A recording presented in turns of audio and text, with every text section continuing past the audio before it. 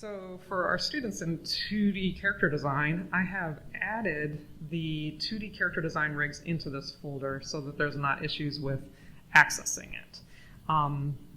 So if you go to our course site and to admin and then into Google Drive, looking at it in this view, this is the 2D character design rig. So download that file and open it up in Animate.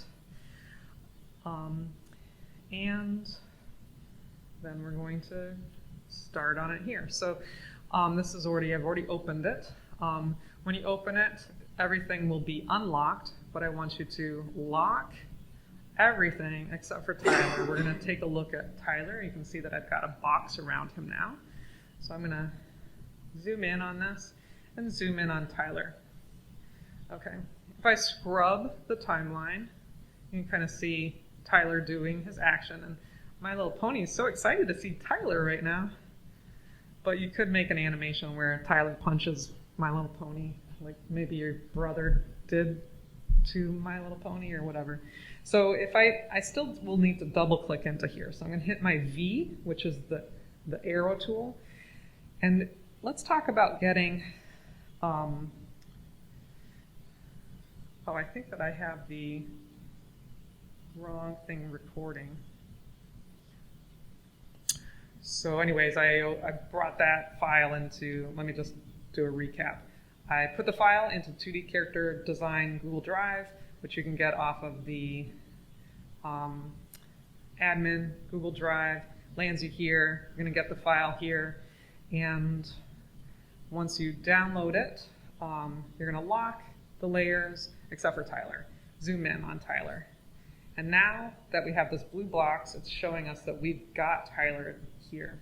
I do want everybody to use, like you might not have all the tools up, so I want to have us kind of do that. So if I go to Window and then into Workspaces.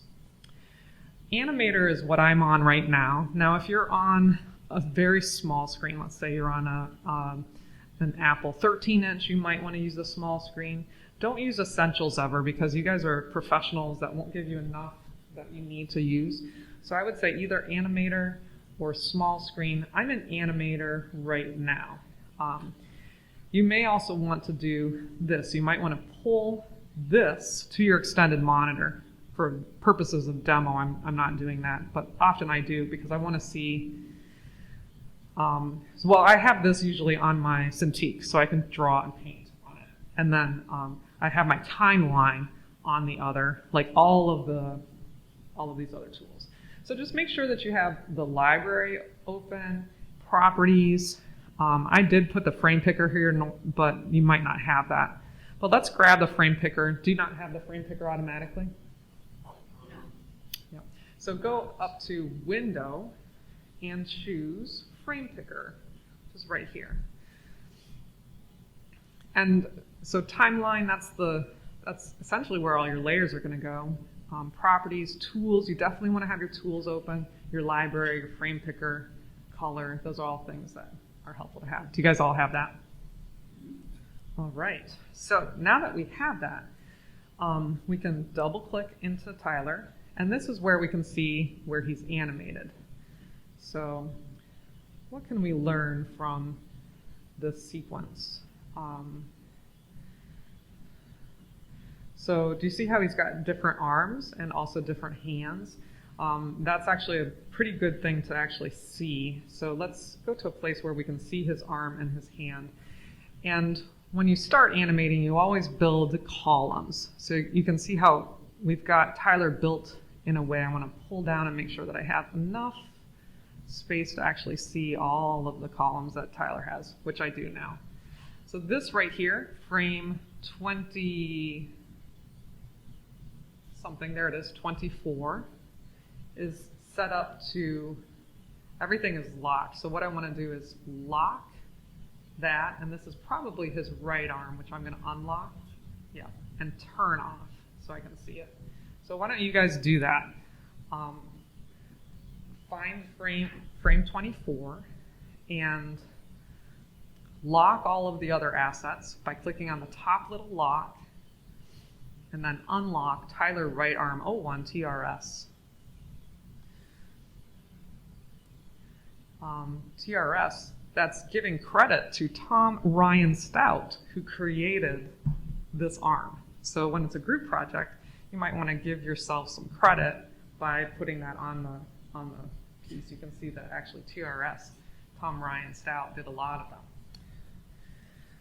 Tom Ryan Stout did go and get an internship with Nickelodeon. He worked on SpongeBob. So there are internships that you can get, and this is actually a good reason why he was able to get that. Okay, so now let's click, so you guys haven't, are you in on his arm? Are you good on that? Okay, so we're gonna click into the arm, and this now gives me information about that arm. And we had chosen, let's see, this is where we were on frame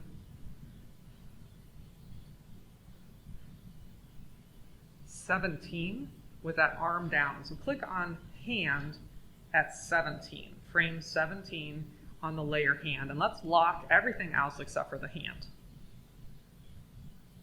So this is where each of these individual assets are created. And because, so were you guys all able to do that? So now that we're inside of here, and I'm at frame 17, which has a keyframe. These little dots mean that there's keyframes. And if I click on that, first locking all these layers except for the hand, I can choose another hand here. So instead of this hand, let's pick another hand from all of these hands that all of these students created. Let's,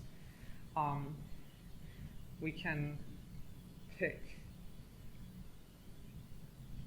let's see, oh, I need to be on it and then pick. Hello, people. What is going on? See, this is not my animation, so is that changing for you all? These are all the hands that they created. Look at that. Isn't that a lot? Single frame. You have all these options of single frame or loop. So most of the time we just do single frame. Sometimes we choose play once if we want it to run a sequence, like Izzy's barrel will spin, so that's often playing once. If you only want one hand to show, you would do just a single frame. Now, this is causing me problems. Were you able to change it, guys? No. When I click on it, it jumps back to the one that it's on. Okay, so we should be able to click. Yeah. Oh, it does. It jumps back. There's something wrong with this rig. Dang it. So let's try this.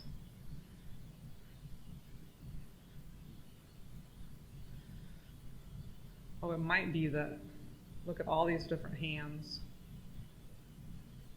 But that hand is able, that is what we're in. And you can see that this is where the hands are built. We're really breaking his keys. So I'm inside the Tyler hand 01. If I go back, I'll be inside this right arm. And it might be that, see, they've got layered many hands. Let me check and see which one is actually the hand. That might be the hand. So let me try this first, and then I'll help you all. If I double click into this, then choose right. That's probably where it is. So click and show the frame picker, which I have to grab again, window, frame picker, and choose a different hand. Okay, there we go. So find one that connects with the hand in the right way. So this is kind of wrong for his hand, but do you see? Okay, so I know that I didn't have you guys do this with me. So what I am going to do is go back, Command Z. You can undo, which I think is where, if you all go to frame 19, is that the way the hand is right there? So this is on the second hand in the layer. And I don't know why they have multiple hands here without renaming them, but do you guys see the hand in this position? Okay, so now let's lock the third hand layer. So only the one that we're going to be working on is unlocked, and then you click into it, and this is where, if you don't have the frame picker, you're going to go up to Window and choose Frame Picker, but now we're going to choose a different hand.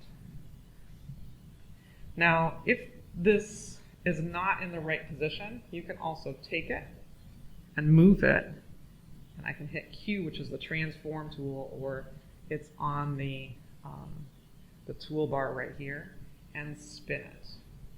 You see how now it's connected. But the symbol didn't change. I just changed the rotation of that hand to make it function with where we're at. So that's the way that these work. Do you guys have any questions about that? Did it work for you? Yes, it worked. My question is, why wouldn't it, on the other frame, allow you to pick a different hand? I don't know what was wrong with that. I would have to sit and analyze it. Let's see why. See, I was on frame 17, and with this unlocked, let's go to here. Is it because it was tween? Oh, here it is. Well, let me make it bigger. Is it a tween? It's not a tween. These are two different frames next to each other. This right here is tweened, and that's because it's just moving it. You don't want to tween between the two different drawings. You tween a movement. Okay, you tween a rotation. So we're seeing a rotation of this hand going from up here to down here, and so they're making that happen. So we don't tween the actual drawings, we just make new drawings, and they live inside the rig. And that might at some point feel like it's frame by frame because you're drawing so many different drawings, especially for what they have for Tyler. But once you have all of those, then you have a rig that you can make any kind of drawing that you want to.